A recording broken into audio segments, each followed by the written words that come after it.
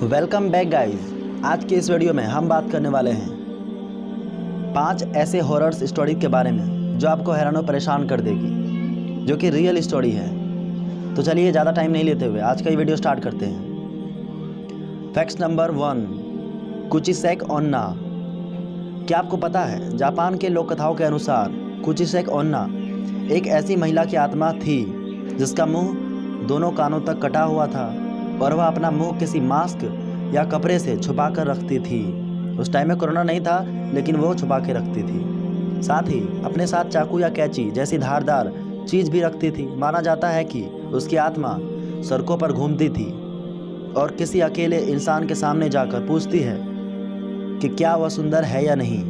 यानी वो आत्मा पूछती थी किसी इंसान से कि क्या मैं सुंदर दिख रही हूँ या नहीं दिख रही हूँ। अगर इंसान नहीं कहेगा तो वह उस इंसान की हत्या कर देती थी, और इंसान हाँ कहता है तो वह अपना मास्क निकालकर अपना कटा हुआ चेहरा दिखाती है और उस इंसान से फिर वही सवाल करती है।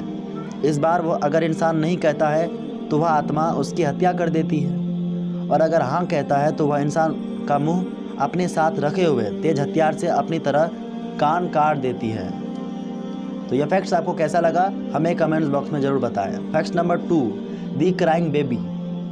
क्या आपको पता है 1979 के समय में इंग्लैंड में बहुत से लोगों के घर और कारोबार जलकर नष्ट हो गए थे, और इन सभी घटनाओं में एक समान चीज़ थी जो थी दी क्राइंग बेबी की तस्वीर।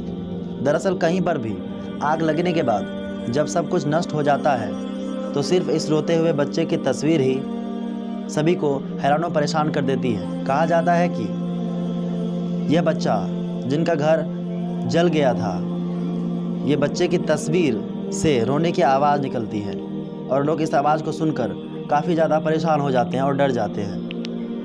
बच्चे की तस्वीर के रहस्यमयी तरीके से बच जाती। कुछ समय बाद इस तस्वीर को रहस्यमयी मान लिया गया।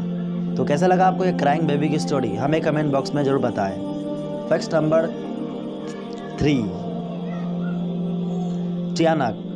फिलीपीन लोक कथाओं के अनुसार ऐसा प्राणी है जो छोटे बच्चों के रूप में होता है और रात के समय में घने जंगलों में रोने की आवाज़ निकालकर लोगों को अपनी तरफ आकर्षित करता है।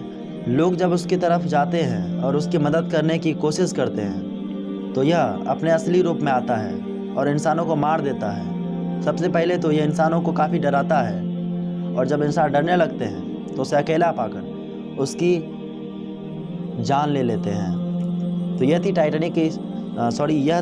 टाइनक की स्टोरी। हमें कमेंट बॉक्स में ज़रूर बताएं। फैक्ट नंबर 4, टोमिनोज हेल। क्या आपको पता है जापान की टोमिनोज हेल को एक शापित कविता माना जाता है। शापित मतलब श्राप वाले व्यक्ति। फैक्ट नंबर 4, टोमिनोज हेल।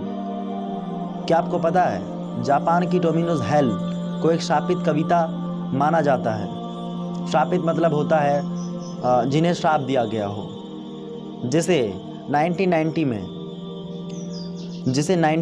में सज्जो यसो द्वारा अपनी कविता सकीन के 27वें संकलन में लिखा गया था, लेकिन यह 1998 में प्रसिद्ध हुई जब गोकी योमाता ने इसे the heart is like a rolling stone नाम की किताब में लिखा। यह कविता टोमिनो नाम के व्यक्ति की है जो मरकर नरक में चला जाता है। माना जाता है कि इस कविता को मन में ही पढ़ना चाहिए, क्योंकि इसे जोर से पढ़ने वाले व्यक्ति की मृत्यु हो जाती है। क्या ऐसा हो सकता है, या उनके साथ कुछ बुरा होने लगता है? कि क्या वाकई ऐसा हो सकता है कि उस कविता को हम पढ़ें तो हमें कुछ हो सकता है? हमें कमेंट बॉक्स में ज़रूर बताएं। Fact number 5, monkey man Delhi. क्या आपको पता है दिल्ली का एक रहस्यमयी दानव है जिसे 2001 में देखे जाने का दावा किया जाता था। दावों के अनुसार यह सिर्फ रात में निकलता था और लोगों पर हमला करता था। इसे देखने वाले लोगों का कहना है कि यह 4 फुट लंबा शरीर, बालों से ढके हुए, धातु से बने पंजे और हेलमेट, लाल चमकती आंखें और छाती पर 3 बटन थे।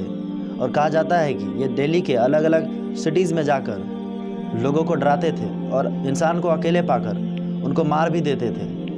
इस रहस्यमयी दानव ने दिल्ली के बहुत से लोगों पर हमला किया, जिसमें से 2 लोगों की जान भी गई।